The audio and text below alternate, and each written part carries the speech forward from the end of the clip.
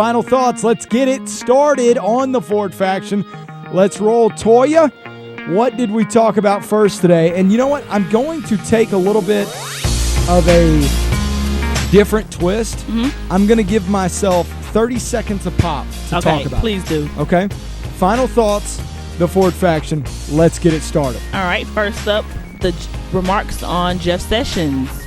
So Jeff Sessions and Donald Trump, we know they've had a little bit of a rocky relationship this past couple of months, and really ever since he started. But in this book, Fear, they talk about Jeff Sessions allegedly got called mentally retarded, a dumb Southerner, a traitor by Donald Trump. And I wouldn't really put Trump above saying any of those things. Now, I think if you're a Southerner, you got to think, okay, that's the stereotype. You got to break through it.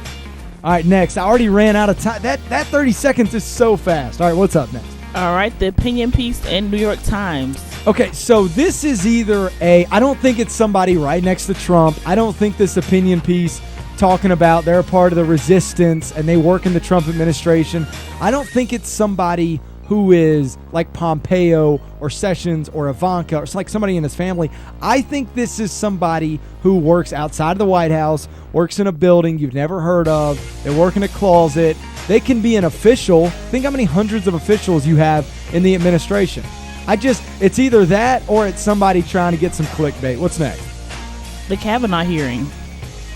So the Kavanaugh hearing, they are trying to just throw every haymaker that they can find. I love Cory Booker's kind of event today where he throws out, even if this hurts me and I get ousted off this committee and out of the Senate and out of these hearings, I'm going to show the American people. Well, it turns out Judge Kavanaugh had no really racial profiling in there. He talked about race-neutral security after 9/11. So where was your big kaboom in the entire argument? I mean, what did you really do other than just oust yourself?